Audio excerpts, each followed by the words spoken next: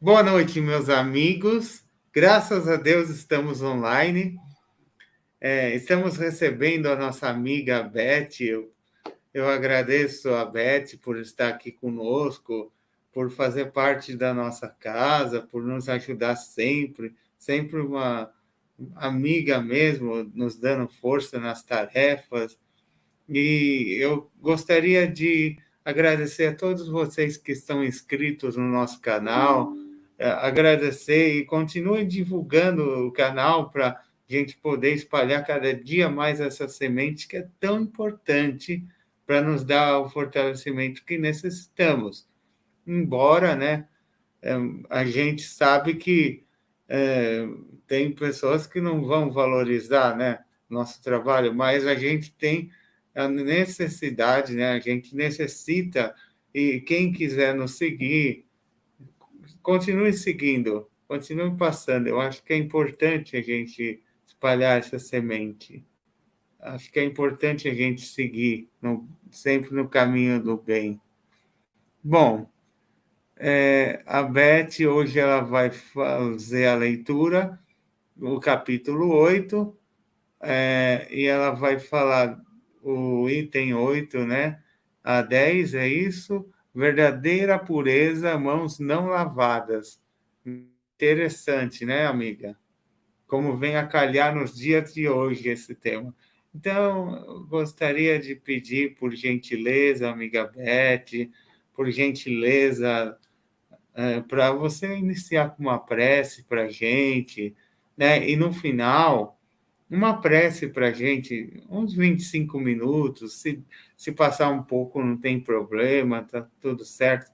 É porque esses trabalhos eles são mais curtinhos, não é uma palestra assim de como a gente coloca 1 hora no máximo, né? Uma coisa mais um pouquinho menor, né? A gente pode dizer assim. Então, um beijão para vocês, amigos, inscritos, e eu vou deixá-los na companhia maravilhosa da nossa amiga Beth, que vai fazer a leitura para a gente. Obrigado, viu, queridos? Um beijão para todos. Se inscrevam no nosso canal. Divulguem, divulguem. Vamos espalhar semente. É importante. Boa noite, amigos. Estão pedindo ao nosso mestre maior, ao mentor do SEAC, o Antônio, aos nossos mentores amigos, que nos sustentem nos momentos difíceis, nas dúvidas, nas incertezas, que possamos saber que estamos sempre amparados, aliás, que possamos ter essa certeza e nunca esmorecer na nossa jornada evolutiva. Amigos queridos da espiritualidade, sejam conosco neste momento, nos inspirando, que assim seja. Então, como o Rodrigo falou, né, o Evangelho segundo o Espiritismo, capítulo 8, bem-aventurados os que têm puro coração. E é o item 8 a 10, verdadeira pureza e mãos não lavadas. E aqui, no Evangelho, nós lemos uma passagem do evangelista Mateus, do capítulo 15, versículos 1 a 20, em que escribas e fariseus, quem são os escribas? Os escribas eram aqueles que escreviam a lei e explicavam. E os fariseus, os doutores da lei, ensinavam essas leis para o povo. E eles eram muito rigorosos, os escribas e os fariseus, muito rigorosos nas práticas exteriores, nas cerimônias. Eles eram inimigos de inovações. E alguns escribas e fariseus de Jerusalém se chegaram a Jesus e lhe disseram: por que os teus discípulos violam a tradição dos antigos? Qual é essa tradição dos antigos? É lavar as mãos antes de comer. E Jesus faz uma pergunta para eles: e vocês? Por que transgridem o mandamento de Deus? Porque Deus disse: honra a teu pai e a tua mãe. Vocês seguem a tradição e não seguem os mandamentos de Deus. Então, por que que Jesus disse isso? Porque mandava a lei de Moisés amparar materialmente os pais. Mas o que faziam os escribas e fariseus? Eles não amparavam, não davam ajuda material aos pais. Eles burlavam essa lei. Eles davam alguma doação para o templo, achando que com isso Deus é que cuidaria de seus pais. E Jesus também lembra as profecias do Isaías lá do Velho Testamento, em que Isaías diz: Este povo honra-me com os lábios, mas o coração está longe de mim. Em vão, pois, me honram, ensinando doutrina e mandamentos que vêm dos homens. E aí Jesus chamou a multidão, lhes disse: Ouvi e entendei, não é o que entra pela boca o que faz imundo o homem, mas o que sai da boca. Isso é o que faz imundo o homem. E aí os discípulos se aproximaram de Jesus e disseram: Mestre, os fariseus ficaram escandalizados. Jesus então lhes diz: Toda planta que meu pai não plantou será arrancada pela raiz. Deixai-os. São cegos que conduzem cegos, e se um cego guia outro cego, ambos cairão no abismo. E depois Jesus e Pedro estavam sozinhos, e Pedro pergunta para o mestre: explica para nós essa parábola. Aí Jesus diz a Pedro: até vocês estão sem inteligência? Tudo que entra pela boca desce ao ventre e é lançado fora. Mas as coisas que saem da boca vêm do coração, e são essas que fazem o mundo, aliás, o homem imundo. Porque do coração é que saem os maus pensamentos, os homicídios, os adultérios, os furtos, os falsos testemunhos, as blasfêmias. Comer sem lavar as mãos não faz o homem imundo, explicou Jesus a Pedro. Depois, um fariseu convidou Jesus para jantar na casa dele. Jesus sentou-se à mesa e o fariseu o criticou, porque ele não tinha se lavado antes de comer. Mas também o fariseu não ofereceu aquela bacia de água para ele lavar as mãos. Então, foi assim um insulto proposital. Aí Jesus diz a eles: vocês limpam o copo e o prato, mas o interior está cheio de maldade. E Allan Kardec explica que os judeus, naquela época, negligenciavam os verdadeiros mandamentos de Deus. Eles eram muito apegados às práticas, às regras dos homens. Aliás, eles eram rígidos observadores em relação a essas práticas e essas regras, né? Apontando o dedo para quem não seguia. E aí a Kardec explica: era mais fácil observar a prática dos atos exteriores do que reformar-se moralmente. Era mais fácil lavar as mãos do que limpar o coração. E quando Jesus diz: toda a planta que meu pai não plantou será arrancada pela raiz. Essa planta que será arrancada são os usos, os costumes, as leis, os hábitos que não estão de acordo com as leis de Deus. Um dia desaparecerão da terra, quando a terra se transformar no mundo de regeneração. E ao longo do tempo, os ensinamentos de Jesus foram sendo deturpados e até os cristãos passaram a acreditar que seriam salvos pelas práticas exteriores, explica Kardec.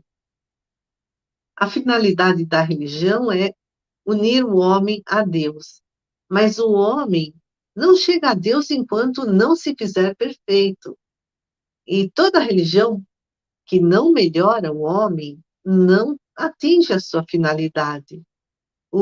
Lemos lá no Evangelho segundo o Espiritismo, que a crença nos rituais não vai impedir que haja, está lá no Evangelho, assassinos, adúlteros, corruptos, caluniadores. A crença nos rituais, diz Kardec, torna as pessoas supersticiosas, hipócritas, fanáticas, mas não torna homens e mulheres de bem. Não é suficiente ter as aparências da pureza. É necessário, antes de tudo, ter a pureza do coração. E a maioria das pessoas hoje, né, ou no passado também, era muito preocupada e é muito preocupada com as aparências exteriores. Não vivem os ensinamentos de Jesus. Mas a salvação não vem dessas práticas exteriores, que são acender velas, carregar amuletos, praticar rituais, praticar o jejum. O jejum, por exemplo, é uma barganha com Deus. O jejum deve ser o jejum do palavrão, o jejum das fake news, o jejum da calúnia. Nós lemos lá no Evangelho segundo o Espiritismo. Então, é preciso fazer a reforma íntima. Que adianta seguir regras rituais sem nos tornarmos pessoas melhores? Aí nós estaremos simplesmente mostrando aos outros que somos cristãos, mas no fundo não estamos seguindo o Cristo, não estamos seguindo o que Jesus nos ensinou, não estamos praticando o que Jesus nos ensinou. Nós acabamos nos transformando em pessoas fanáticas, supersticiosas, e podemos enganar os outros, mas não a Deus. E as práticas exteriores, então, elas podem até ser válidas a partir do momento que nos transformam em pessoas melhores. Ou seja, por exemplo, o jejum, a gente lê lá no Evangelho segundo o Espiritismo, né, o exemplo do jejum. A gente se torna uma pessoa melhor se a gente quer fazer jejum, faz, mas também precisa fazer a reforma íntima. E a Joana de Ângeles, no livro Convites da Vida, psicografado pelo Divaldo Pereira Franco, traz uma passagem do evangelista Lucas, capítulo 6, versículo 45, em que lemos: porque a boca fala do que está cheio o coração. E a Joana de Ângeles nos diz que a palavra é um instrumento muito valioso, é uma doação divina para nos relacionarmos uns com os outros. E a palavra é o resultado de muitas experiências milenares. Então, por exemplo, os antropóides, né? Quando começou a surgir o homem, né? Na face da Terra, eles, de início, eles não falavam, eles não tinham uma linguagem, eles só emitiam sons, grunhidos, mas esses grunhidos, com o tempo, foram se transformando nos rudimentos das primeiras palavras, que com o tempo se transformaram em frases e em discursos. Então, é uma aquisição de experiências milenares, conforme, né, a gente sabe, a Joana de Ângeles aqui nos lembra, dizendo ela que a palavra é doação divina, é presente de Deus, mas muitas vezes usamos a palavra com leviandade. Diz ela, poucos se servem da palavra com sabedoria, de modo a construir esperanças, balsamizar dores e traçar rotas de segurança. Muitos falam por falar para matar o tempo, ou pior ainda, usam a palavra para ferir como um estilete. A palavra se transforma numa lâmina da maledicência, diz a Joana, no bisturi da revolta. Enquanto que as boas palavras resolvem conflitos, sanam dúvidas, auxiliam nas dificuldades. Há pessoas que falam palavras doces, mas o coração está cheio de fel, de ira, de ódio, de mágoas. Joana diz que esses estão enfermos em demorado processo de reajuste, mas que precisamos desculpá-los, porque também nós temos as nossas fraquezas. Então, devemos evitar censuras, tomar o cuidado para não proferir más palavras, para que também elas não se transformem em hábito, ou seja, enriquecer o coração de amor e o cérebro de sabedoria para falar do que está cheio o coração. E Jesus, ele foi e é profundo conhecedor das nossas almas. Quando esteve na Terra, aproveitou todas as oportunidades para nos trazer lições e despertar a nossa consciência para a prática do bem. Então podemos nos perguntar: será que valorizamos mais a aparência do que a essência? Será que, no fundo, ainda somos parecidos aos fariseus da época de Jesus, apegados aos valores exteriores? Jesus disse: nem só de pão vive o homem. Também nos ensinou que o reino de Deus está dentro de nós. Então, precisamos fazer uma autoanálise diária. O que carregamos no nosso íntimo?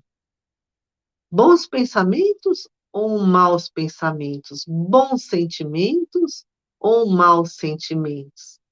Os sentimentos vêm lá da nossa consciência, as emoções são inconscientes e elas se transformam em sentimentos. Então, nós podemos é, escolher o que sentir e o que pensar. Por isso, o orar e o vigiar, né? E também buscar o autoconhecimento. Kardec nos alertou e reconhece-se o verdadeiro espírita pela sua transformação moral e pelos esforços que faz para domar as suas más inclinações. Então, nós precisamos cuidar da nossa transformação moral, não das aparências,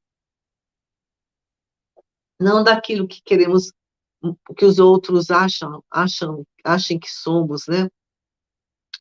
Que adianta estar limpo por fora, ter uma bela aparência, isso é bom, né? Estar limpo por fora e ter uma bela aparência é bom, mas que adianta, né, ter essa bela aparência, estar limpinho e estar sujo por dentro, como diz o Evangelho segundo o Espiritismo, estar impuro por dentro, impuro, né? Falta de pureza. Como é que a gente se torna um homem impuro, uma mulher impura? Quando alimentamos maus pensamentos, maus sentimentos, más intenções, porque elas se transformam em palavras e também em atos. E a pureza do coração é inseparável da simplicidade e da humildade. Jesus trouxe o exemplo das crianças para mostrar que o que é a pureza de coração, né? Então, sermos puros como as crianças, humildes, simples, verdadeiros, não sermos fingidos, hipócritas.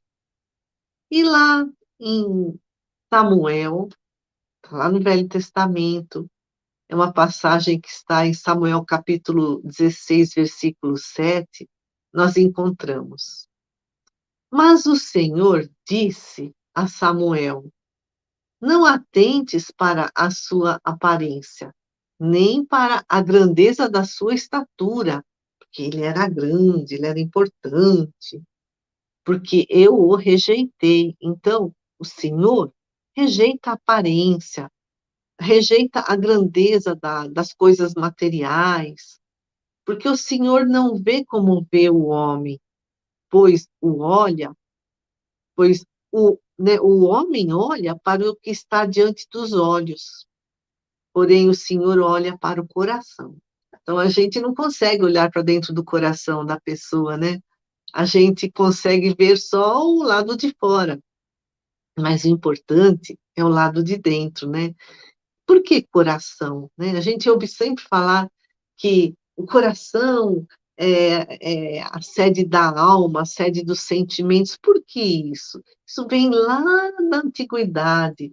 Os antigos egípcios é que começaram a usar o coração como símbolo desse aspecto moral, do espiritual. Para eles, o coração era o centro da vida moral, a sede da alma. E é do coração, né, que nascem as ações boas ou más. Então, eles acertaram, acertaram na mosca, né, como dizem. Tanto que quando eles mumificavam, né, os faraós, as grandes personalidades, o coração era retirado, preservado numa vasilha, e o corpo era preparado nessa mumificação, né, ele era dessecado, né, todo o líquido tirado, mas o coração estava lá, preservadinho. E depois que aquela pessoa era mumificada, esse coração era recolocado no corpo da múmia. Por quê? Eles acreditavam que quando o espírito faria a sua passagem para o mundo espiritual após a sua morte, o seu coração seria pesado.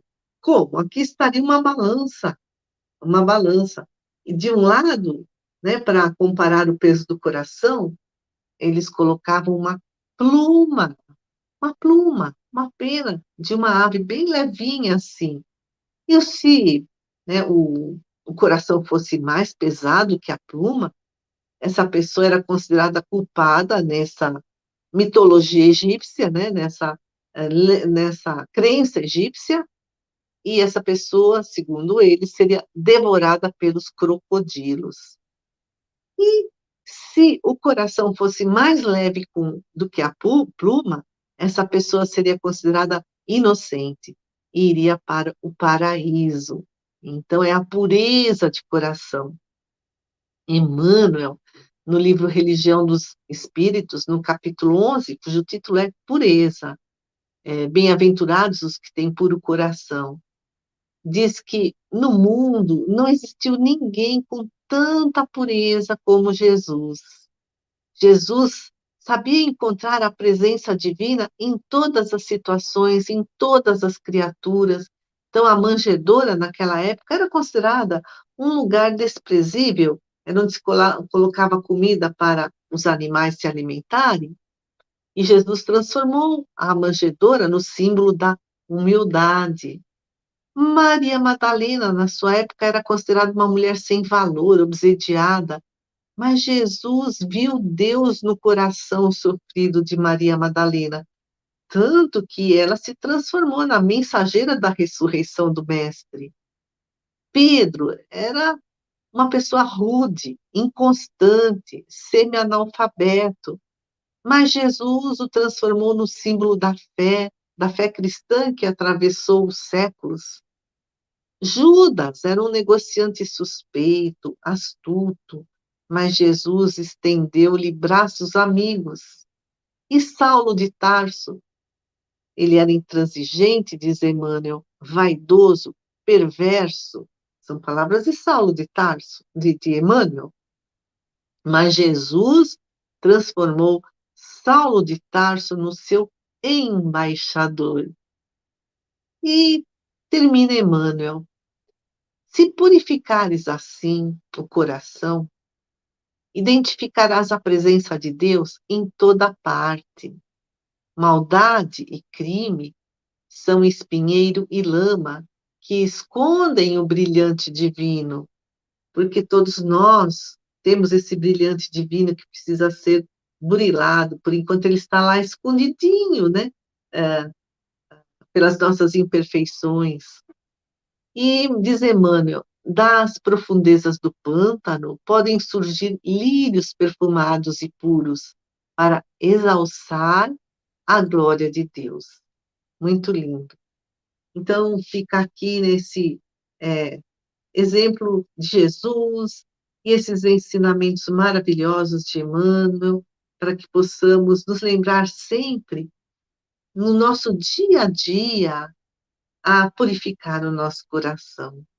Então, pedindo ao Mestre amado, Jesus de Nazaré, aos nossos amigos, mentores da espiritualidade, que nos ajudem a sermos pessoas mais simples, mais humildes, que esses ensinamentos possam estar sempre em nossa mente, para que possamos ver o lado bom de cada pessoa, como fez Jesus, observar que todos somos filhos de Deus, todos um dia nos tornaremos anjos.